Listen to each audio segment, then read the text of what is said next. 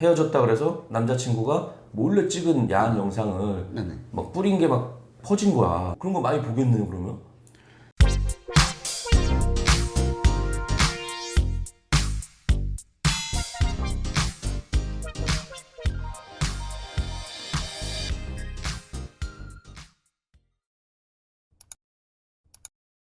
이 세상의 모든 직업을 소개하는 그날까지. 안녕하세요, 헤드헌터 윤지영입니다. 오늘은 디지털 장의사로 근무하고 있는 맑은 날의 지렁이님을 모셨습니다. 반갑습니다.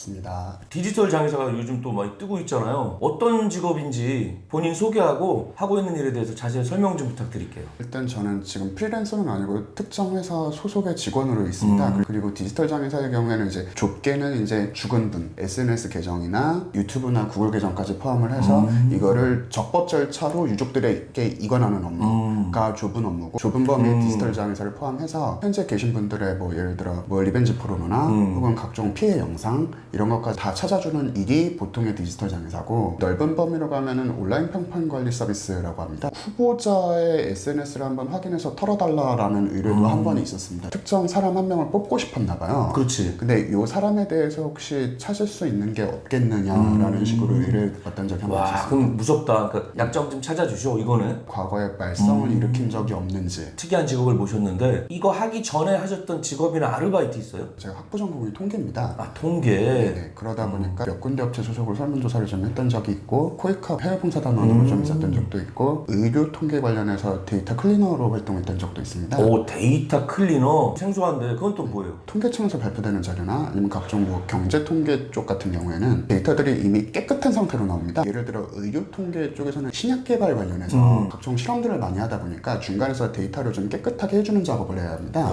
예를 들어 A라는 약을 뭐 100ml를 주입을 했다, 주사로. 이 문장하고 A라는 약을 0.1L 주사했다. 우리 사람이 봤을 땐 똑같은 의미죠. 100ml나 0.1L나. 근데 컴퓨터가 볼 때는 완전 다른 숫자로 받아들입니다. 그러다 보니까 이거를 뭐 밀리리터면 밀리리터, 리터면 리터, 그리고 심지어 중간에 오탈자가 껴서 100ml라고 적어야 되는데 180ml라고 적는다던가 오탈자도 꽤 있고 단위 문제까지 있다 보니까 데이터 클리너들이 중간에 이걸 한번 검수를 하는 작업을 합니다. 그리고 검수가 다 끝나면 이제 그 데이터를 통계 분석팀에 넘기게 되는. 아까 얼핏 코이카 봉사 해외 봉사단체 얘기했잖아요. 제 방송에 국어 논술학원 강사편에 나온 여자분도 네, 코이카 다녀오셨거든요. 네네. 그게 몇 년 갔다 오신 거 어디로? 저는 2008년에서 2010년까지 2년 반 동안 라오스에 있었습니다. 아, 라오스. 네네. 그럼 그게 월급도 나온다며요? 저 같은 경우는 좀 그 중에서도 좀 마이너한 케이스인 게 월급이 일반 단원으로 가시면 월급이 나옵니다. 네. 근데 저 같은 경우 이제 군 대체로 갔다 보니까 군대 대체? 와, 이거 악플 올라오는 소리 들린다. 군대 안 가려고 갔구만. 겸사겸사 와, 그러면 거기 2년 반 갔다 오면 군대 면제예요? 공익으로 처리됩니다. 아, 공익으로? 와, 이거 꿀팁이네. 대신에 이제 그 오. 2년 반 앞에 훈련 기간 중에 이제 4주 기초 군사 훈련 받고 그럼 무조건 받는 거고. 네, 무조건 받는 와. 거고 2년 반 갔다 와서 그다음부터 예비군 훈련 받고 민방위도 가고. 그러니까 군대를 해외 봉사로 퉁치는 거네. 그거는 나 처음 들었네. 근데 대신에 그것도 좀 차이가 있는 게 일반 단원들이 잘 안 가려고 하는 곳을 보냅니다. 나도 갈래 하는 데 말고 네. 다 기피하는 데를 네네네. 가는 거네. 그건 어디다 신청해요? 그게 일단 지금 그 제도가 없어져서. 없어졌어 또. 네, 와, 없어져서. 여러분들 괜히 또 군대 안 가려고 머리 굴리지 마세요. 없어졌답니다. 아, 네. 아, 너무 아깝다. 있었어야지 이게 떡상인데. 떡상인데 그게 그 전부터 군대체 관련해서 논란이 좀 있다가 네.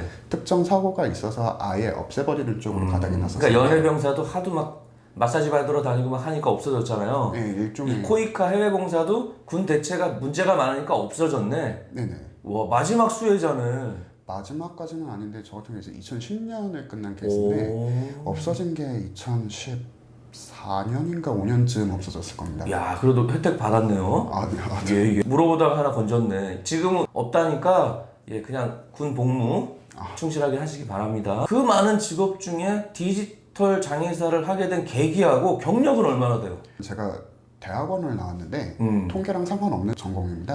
대학원은 전공이 뭔데? 전공이 법과학이라고 법과학, 증거과학이라고도 불리는 학문입니다. 증거과학. 네, 영어로는 포렌식 사이언스라고 하는데 포렌식이야 그게?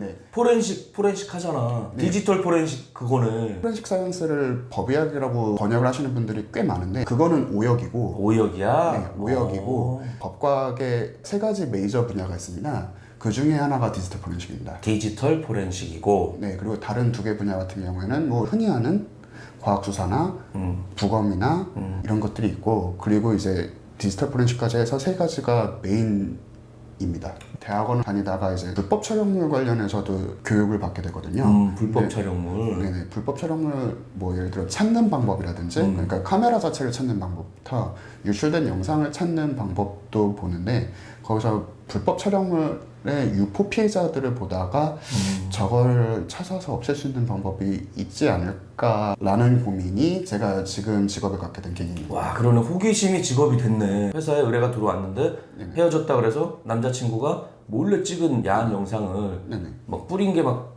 퍼진 거야. 그런 거 많이 보겠네요, 그러면? 회사 내 포지션을 보게 되면은 네. 일반 삭제팀이 있고 동영상 전담팀이 따로 있습니다. 근데 저 같은 경우는 이제 일반 삭제 쪽이다 보니까 내가 하면 난 동영상 팀 갈래. 근데 거기는 이제 몇 년 되신 분들이 퇴사를 안 해서 아니, 여러분들 동영상 삭제팀은 퇴사를 안 한답니다. TO가 안 나네. 네네. 와, 그러니까 우리 지렁이님은 일반 게시물 삭제팀이고 네네. 동영상 팀은 이제 선배님들이네. 네, 그쪽도 업무 스트레스가 상당한 모양이더라고요. 그러겠다. 왜냐면 뭐 일로 본다 그러면 지겹거든. 방송 중에 비뇨기과 의사편 네네. 그 조회수 엄청 높거든요. 아, 네네. 그 동생도 엄청 웃겼어. 환자들을 많이 보니까 네네. 너무 무감각해지더래.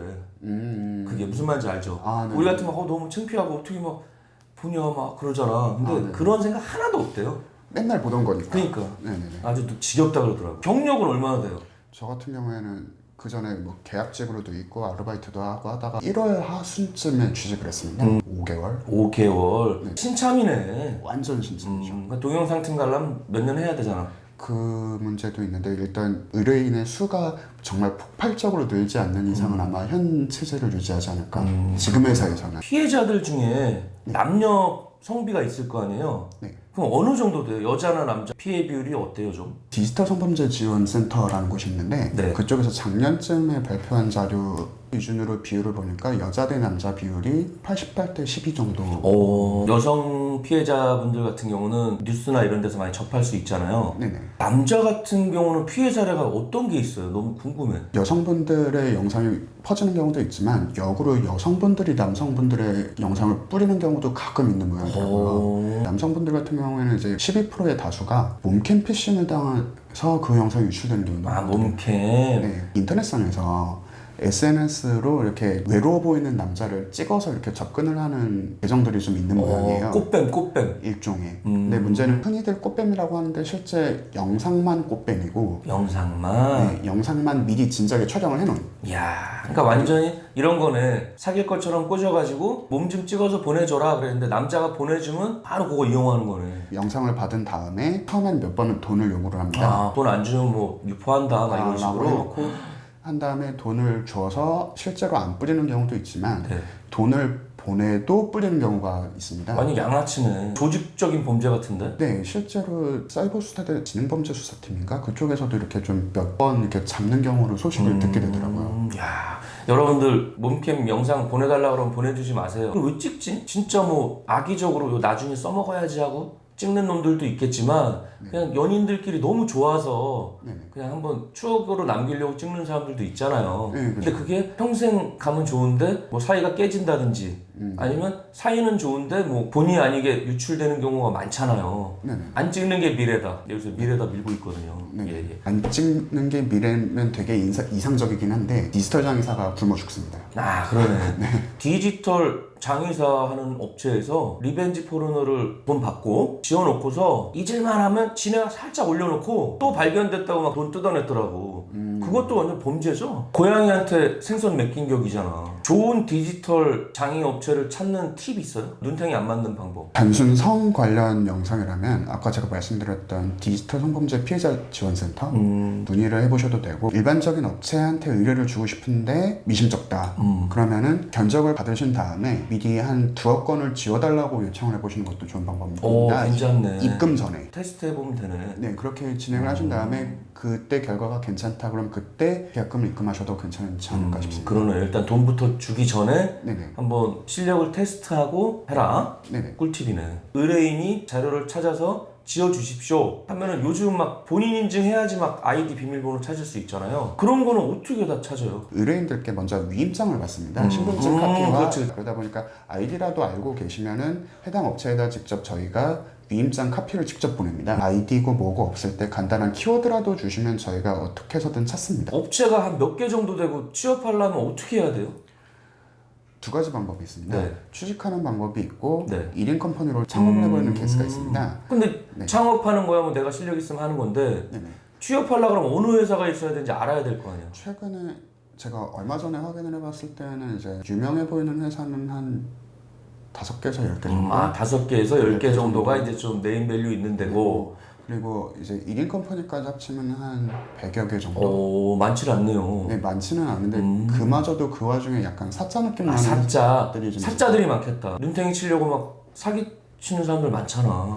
모르는 사람들 막 이용하고. 거기다가 지금 이 디지털 장애사라는 업종 자체가 신생 업종이다 보니까 조금 더 주의를 좀 해주셨으면 하는 것도 좀 있습니다. 디지털 장애사 관련해서 자격증 같은 게 따로 있어요? 국가공인 자격증은 일단 없습니다. 국가공인은 없고 또 사설이 난립하겠네. 사설 1개였나 2개를 제가 봤던 것 같은데. 한두 개? 네, 근데 그마저도 실제로 취직을 할 때는 필수는 아닙니다. 내가 봤을 때는 안 따도 상관없네. 근데 이제 본인이 이제 1인 컴퍼니로 창업을 하겠다 그러면 광고 목적으로 따시는 분들은 좀 있더라고요. 저 같은 경우에는 없는 채로 취직이 돼서. 디지털 장애사 하면서 처리했던 제일 성공적인 케이스 있어요? 와, 요거는 내가 진짜 기억하고 싶다 이런 거. 제가 견적을 냈던 건은 실제 본계약까지 들어간 경우, 이면서도 좀 그 계약 자체가 장기 계약인 경우. 와, 디지털 장애사는 견적서 어떻게 내는 거예요? 업무 순서를 보게 되면은 네. 먼저 의뢰를 주시면 실제 일단 인터넷에 얼마나 올라와 있나를 확인을 하게 됩니다. 그리고 그거를 기준으로 견적을 산정하게 되거든요. 근데 만약에 인터넷이 너무 광범위하니까 그분이 뭐 페이스북만 지어주쇼, 네. 뭐 네이버만 날려주쇼, 네. 이러면 깔끔한데 네. 인터넷 전체 다 해주세요 그럼 어떻게 해요? 그러다 보니까 이제 평소에 네이버 다음이나 아니면 구글까지 해서 검색이 되느냐를 일단 봅니다. 검색이 되느냐를 보고 실제로 한 페이지가 딱 있는데 위에는 싹 광고고 그냥 그 옆에 검색 그 입력하는欄에만 들어가 있는 경우도 꽤 있거든요. 그런 경우는 분명히 빼야 하는 케이스다 보니까 처음에 몇 페이지를 좀 보게 됩니다.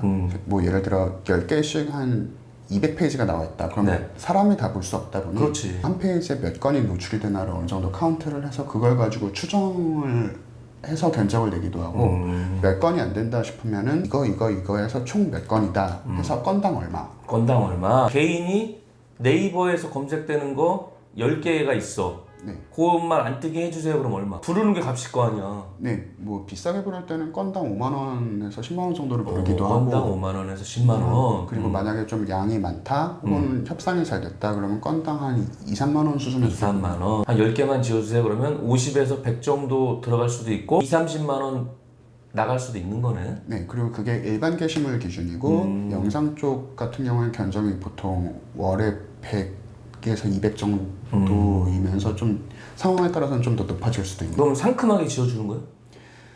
상큼하게 지으면 최고이지만 그거를 일일이 사이트에다 요청을 했을 때 사이트에서 백제라라는 그럴 수도 반응을, 있잖아. 반응을 보일 수도 우리는 있고, 뭐 모르겠다 그럴 수도 있잖아.